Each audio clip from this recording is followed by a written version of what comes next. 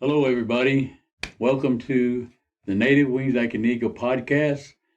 I'm Melvin Batiste, the Executive Director of Native Wings. And during this podcast, I'm going to give you the updates of Moccasins Across America and the layout of what happened when they came through the state of Oklahoma from Texas. So I hope you will stay with us as we begin to talk about Moccasins Across America and where they're at now and where they plan to end. So come back and hear all the updates.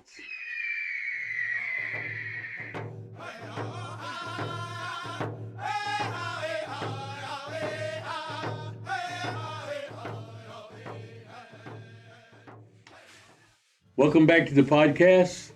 So what I want to talk about today is many of you knew that I was the state coordinator for the state of Oklahoma for an event called Moccasins Across America.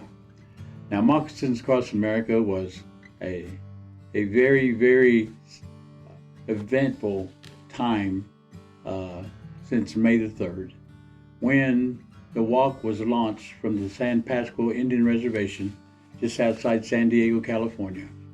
And the whole purpose for the walk was to allow Native American leaders, different tribes from all over the United States, to take part in a walk that's going to be voluntary walk, not a forced walk, but a meaningful voluntary walk for Native tribal members to walk from the West Coast to the East in order to bring reconciliation, restoration to this nation, and pray over the land, release the sound of the native nations over the land, and hopefully reclaim the original stewardship that First Nations had on this land before it was taken from us.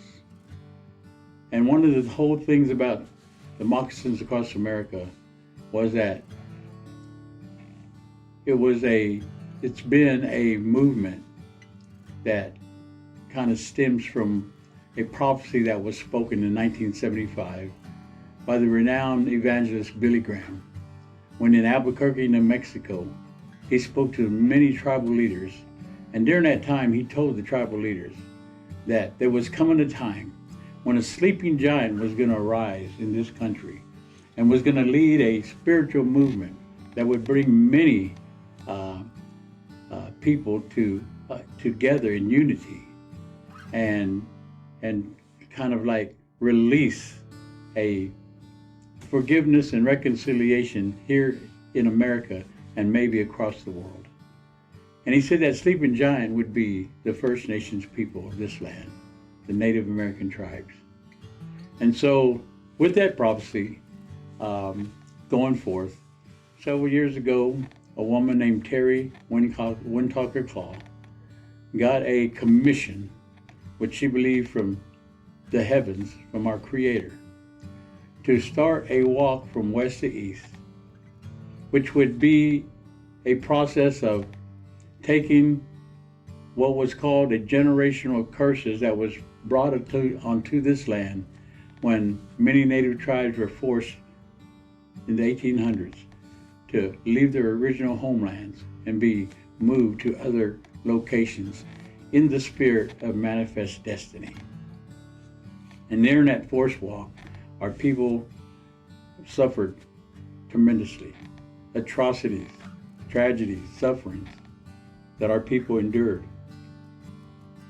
But during that walk, one of the things that kept them strong was they believed in their language, they believed in their songs.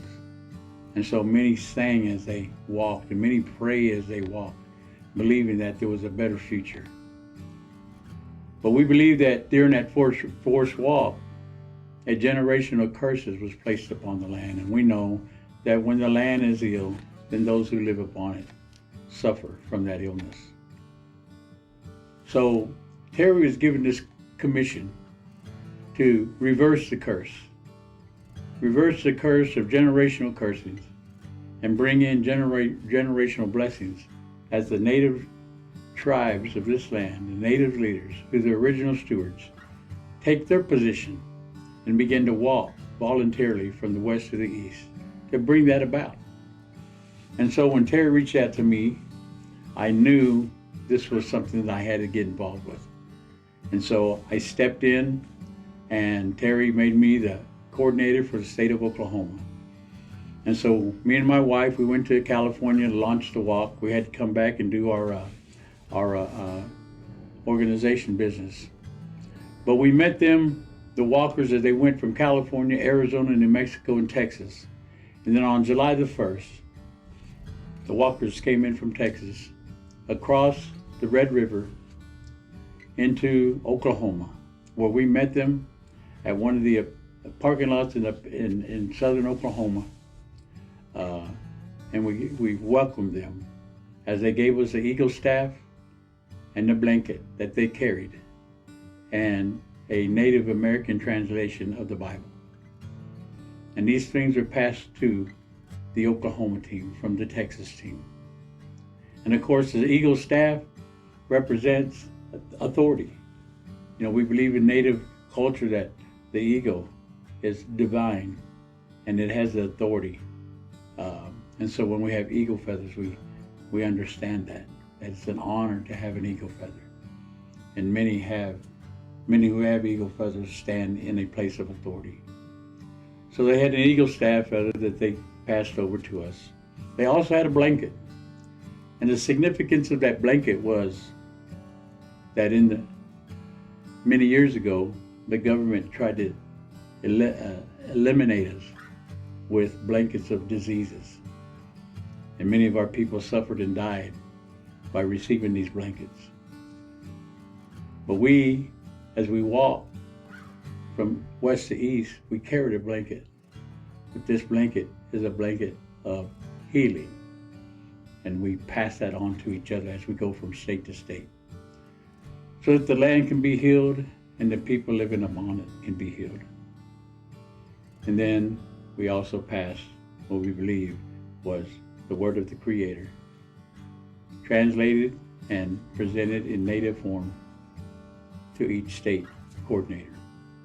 And as we passed, as Texas came and passed it over to us, we turned and we passed the eagle staff and the blanket to the chief of the Comanche Nation, who was there to welcome the walkers.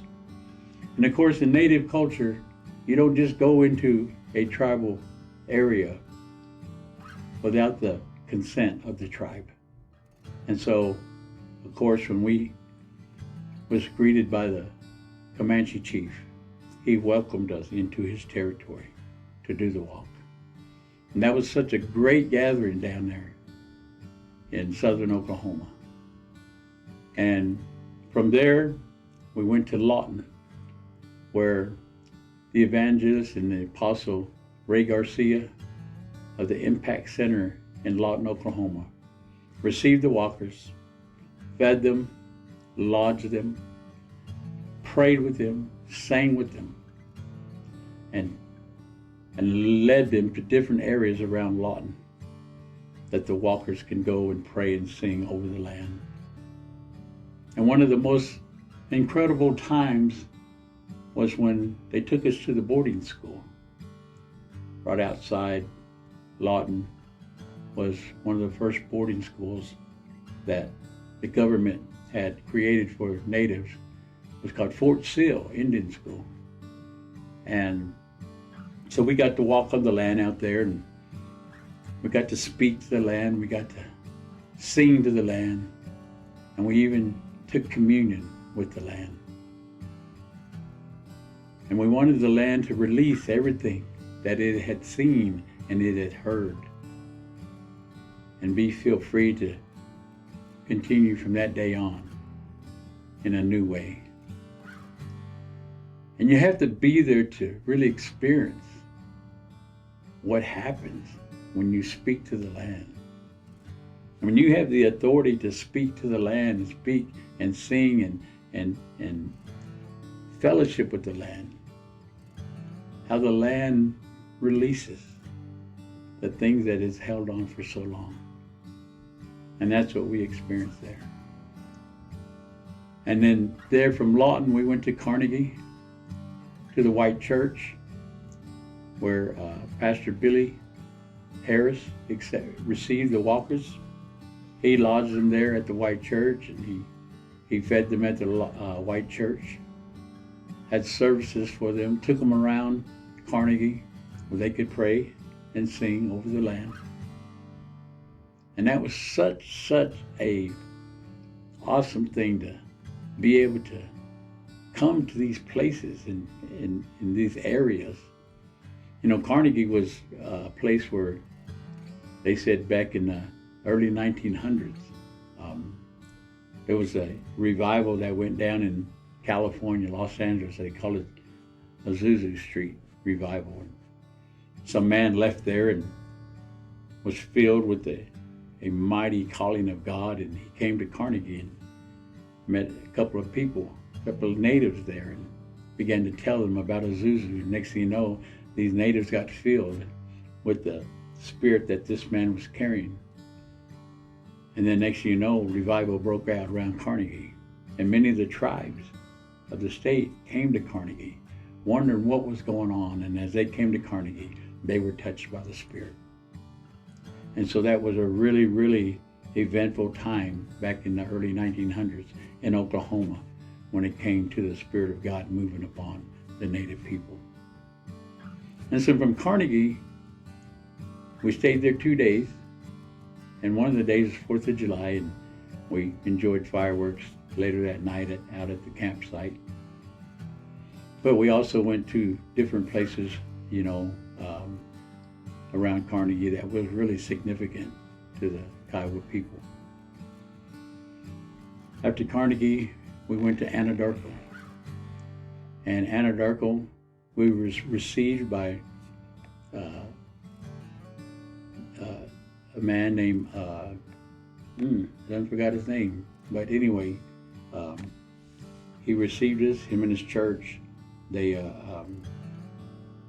lodged us, they fed us, they showed us around Anadarko. We got to go to Riverside Indian School. Got to go out there, and we were met by the administrators of Riverside. They welcomed us onto the school property, and they prayed with us and allowed us to walk around and pray over that school and sing songs over the land and take communion. It was such an awesome time. And boarding schools are something that was really significant for us to go to. And so to go there and see the administrators there welcome the walkers in, that was so significant. And so that was a powerful time going out to Riverside. And so after we left Anadarko, and another thing, while we was at Carnegie and Anadarko, we were able to attend the Kiowa Gourd Clan ceremony out there at Carnegie. We were hosted by Joe Hove Lucero Camp, where they fed us and they spoke to us about, you know, the ceremony of the Kiowa Gourd Clan. And that was really special. That was really, we was really honored to be able to be invited there. And we was also interviewed, Moccasins Across America, by Channel 9 News. Came down there and interviewed us about the event of Moccasins Across America. So that made the Oklahoma City and the Tulsa area was able to hear about what Moccasins Across America was all about. From there, we went to McLeod, and for 3 days, we erected teepees out there on 77 acres of land, which was significant because there's 77 counties in Oklahoma, and they said it was 1 acre per county.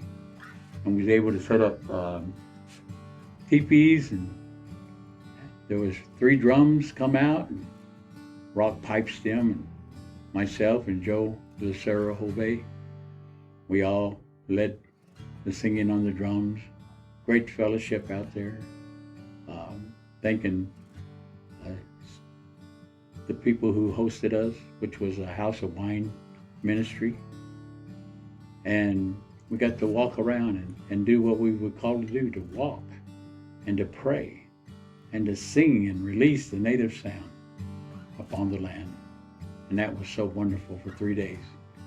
And one of those days, myself and my wife, Tammy, and 3 other walkers from Moccasins Across America went inside the Mabel Bassett Correctional Center, where the women had scheduled to walk in unison with the Moccasins Across America. And so when we entered into the prison grounds, we were met by a loud, resounding, luluing women who welcomed us with such wonderful, wonderful blessings. And we walked inside the prison, and we led the first circle, but after that the women took over. They took the eagle staff, they took the word and the blanket, and they took it, and they took over, and they walked, and it was hot that day. But these women were determined. Man, I'd sit back and watch them, and they're using the drum, and they're singing, and they're just praying and prophesying, and it was just, I'd never seen anything like that. And these women were free when they were walking.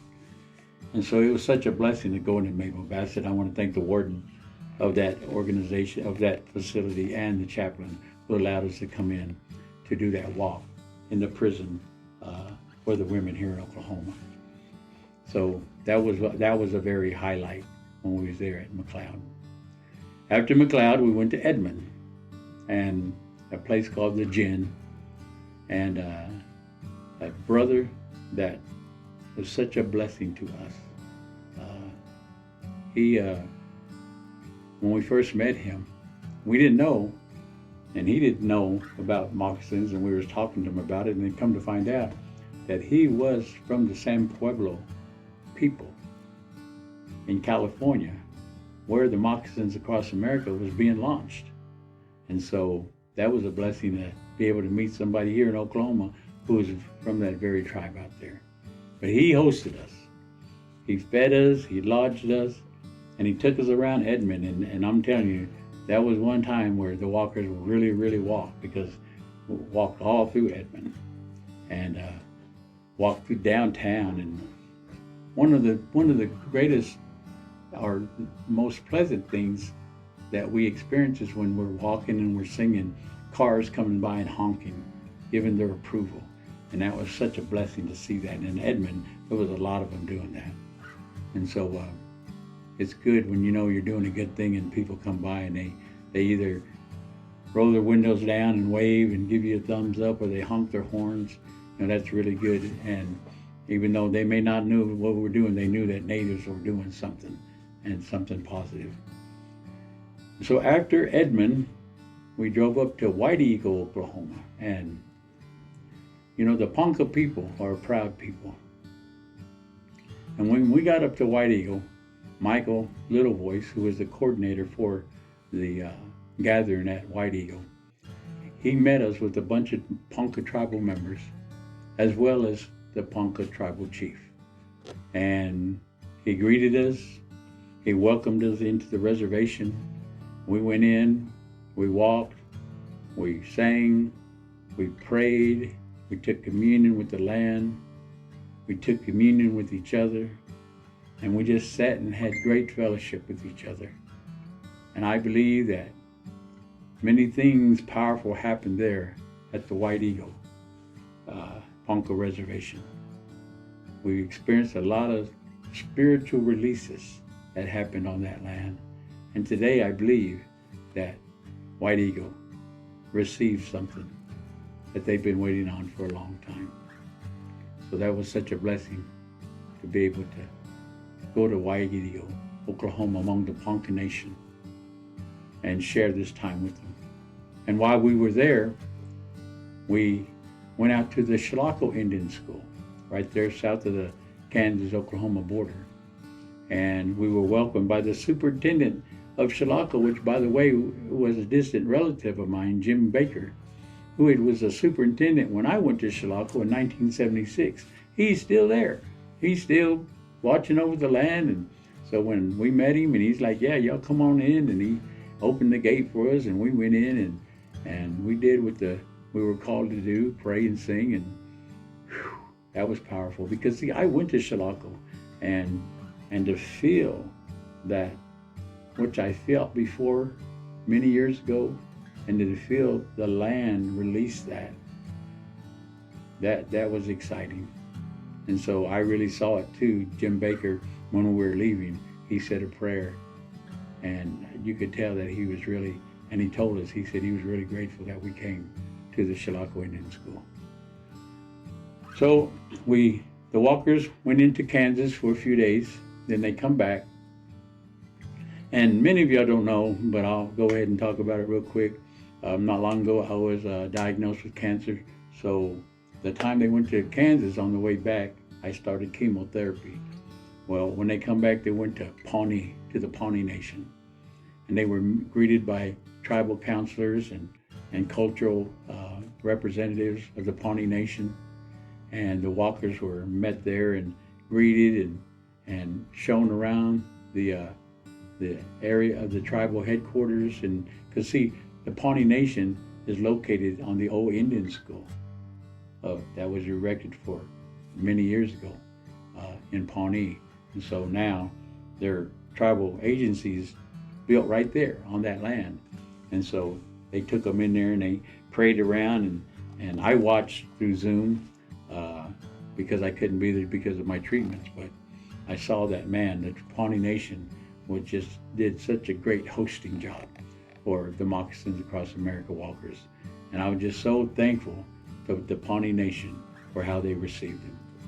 And they were in Pawnee one day, then the next day they went to Gray Horse up in Osage, among the Osage people.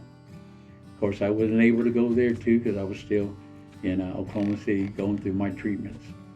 But Rock Pipe Stem and the Osage Nation people received the walkers, and for all the reports, the walkers said that was a magnificent time.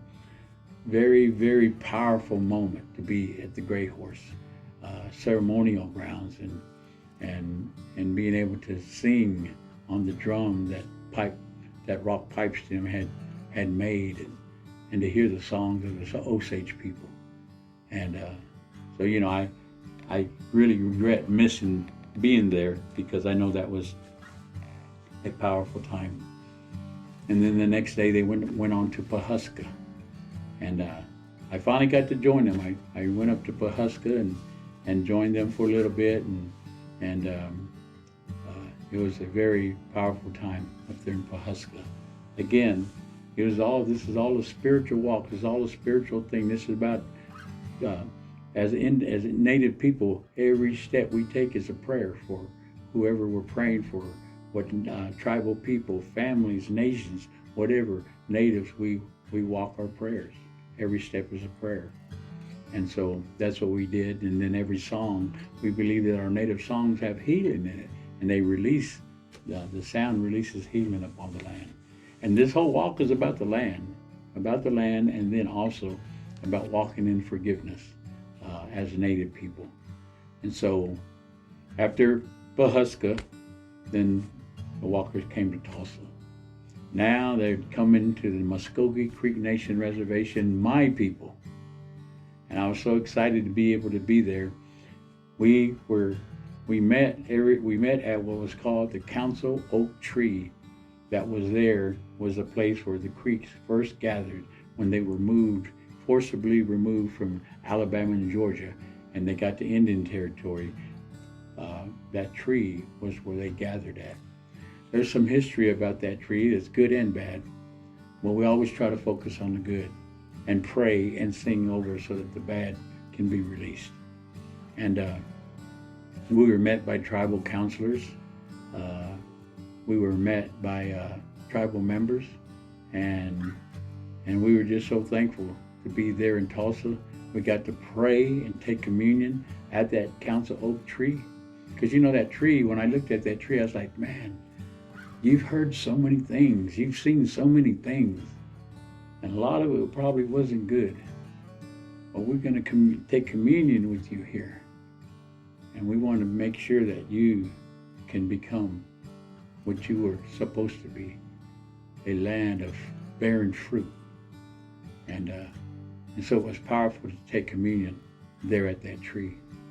We also went down to the river, the Arkansas River, and took communion with the water.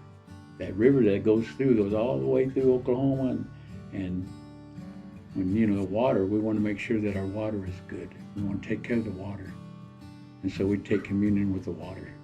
And that was so powerful. I mean, I'm cutting short a lot of the experience because you have to be there to really understand what was happening. When you take communion with the land, what happens? When you take communion with the water, what happens? When you take communion with each other, what happens? And that was the main thing was going on while we were walking. So we spent one day in Tulsa, and we went down to a little town called Hectorville, Oklahoma. And we stayed at the Two Rivers Ministry land. Apostle Nijo Big Pond welcomed us onto his property. And from that point on, we had an awesome time there at Two Rivers. Ministry services happened. We got to walk the land. We got to pray and sing. Other tribal members came, and they prayed and sang with us, and that was just a blessing. And so we put up the teepee over there at Hectorville. In the Kiowa tradition, the women put up the teepee, and so when I brought my teepee, I had the women put it up, and they did a great job. Native women together just got in there and they put that teepee up. Now it's such a wonderful time. And so that teepee was meant to go inside, just kind of get centered back to be effective in this walk. And so many took that time, and we got to go out and just have time alone on the land and with our Creator. It was such a blessed time. So we was there at Hectorville for 3 days, and from there we drove up, and we walked a little but drove up to Tahlequah, and went into the Cherokee Nation. And again, the Cherokee Nation welcomed us. Their council representatives were there, their cultural people were there. They brought us in, they showed us around, they let us walk to the different places they thought was significant, downtown to the old council building, the prison, the Supreme Court, old Supreme Court building. And we just walked and we prayed and we were releasing the blessings upon the land all over downtown Tahlequah. We even went to this creek right outside downtown, right out, just I think east of the courthouse. And we went into the water, and we put the eagle staff in the water, and we blessed the water and took communion with the water. And everybody got in the water and just washed themselves. And there was just a spiritual awakening that happened there when we did that in that water there in Tahlequah. And I believe that every walker is going to remember that moment when we went into that water. Because, water is a life source, and we want our water to always be ready for us to have and not worry about whether it's going to hurt us or not. And prayer and standing and taking authority gives us the opportunity to do that with the water. So that was good. So we stayed in Tahlequah one day, and then we moved on to Miami. And Miami finished it off. I wasn't there for the first day Miami, but I got to watch on live Zoom. They took them downtown. They had tribal light horsemen leading the way. It was like a parade. They paraded them right into town, and people were on both sides of the streets welcoming them in, just cheering them on. And then the mayor of the city of Miami was there. Many of the tribal nations, there's 9 nations there in Miami, Oklahoma, and many of their tribal leaders were there to welcome the walkers in. And they had such a wonderful time. They got to fellowship with each other. They went out to different parts of the land that day, and then they got to lodge that night. The next day I finally made it back from my treatments. And when I got up there, it was everything that I had always thought it would be.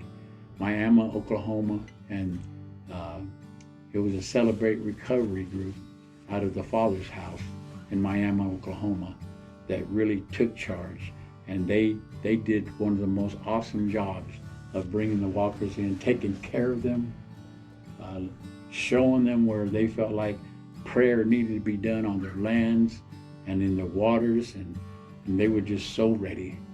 And it was such an awesome time in Miami, and we got to meet a lot of significant people there in Miami. And one of the things that we did at Miami that we didn't do in any other stops was we got to show a documentary called The Gates of White Clay, Nebraska. And if you've never seen that, I'd encourage you to watch that and see how the history of the Lakota and the government, how that all came down, and many of us already know that history, but how White Clay, Nebraska was affected with many negative things, and then through prayer and supplication, that town was changed 360. And I just encourage each of you to you could probably go to YouTube, it might be released there now, I'm not for sure if it is or not, but check it out. It's called Gates of White Clay, and I think you'll be blessed by that. So on the morning of July 24th, the walkers woke up and we took off to Joplin, Missouri, where we was now going to take the staff, the eagle staff, the blanket, and the Bible, and give it forth to the Missouri coordinators as the walkers enter into Missouri. And we did that, had a great welcoming from the Missouri team, and now the walkers that are still walking, went through Missouri, now they're in Kentucky.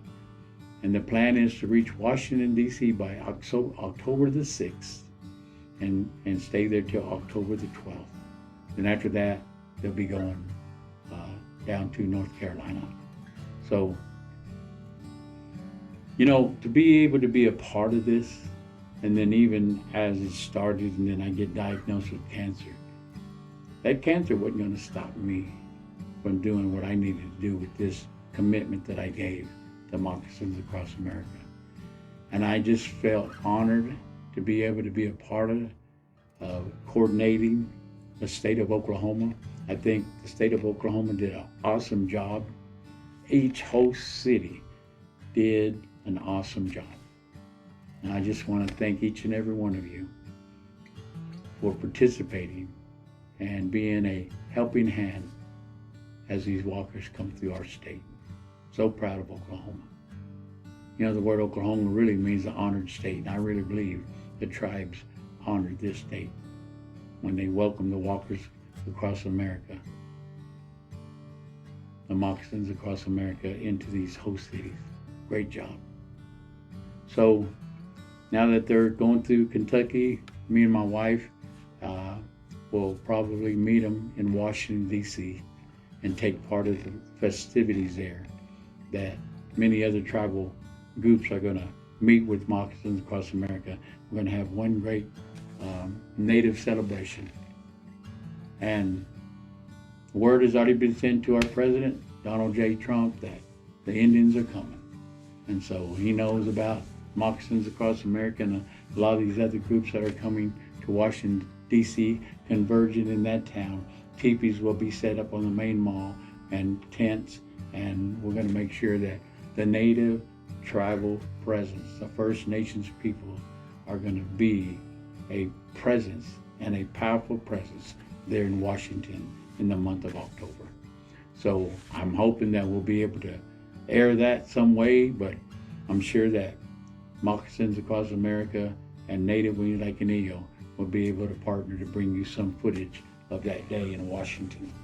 So anyway, things are looking good. I'm really glad that I got to be a part of this event, because we need this in this land today, in this country. But more importantly, I think that as we regain our original stewardship of the land, then I believe that as natives, we know the significance of taking care of the land, taking care of the water, and that as we take care of that, then everyone that lives upon that land and receives that water will be healthy and well. So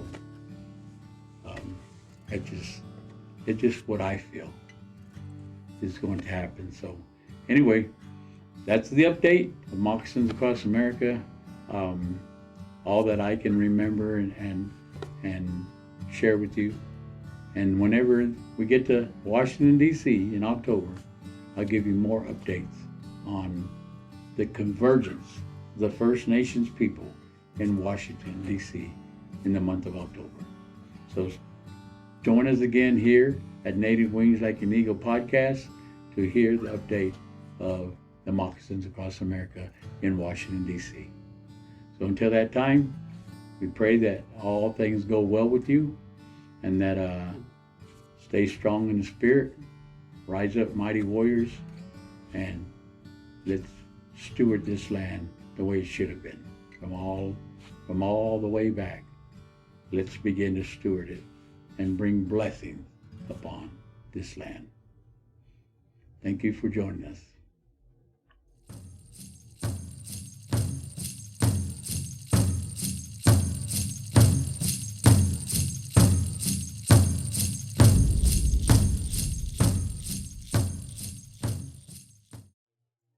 So if you like this episode, like and subscribe to us, and then check us out on Facebook and Instagram.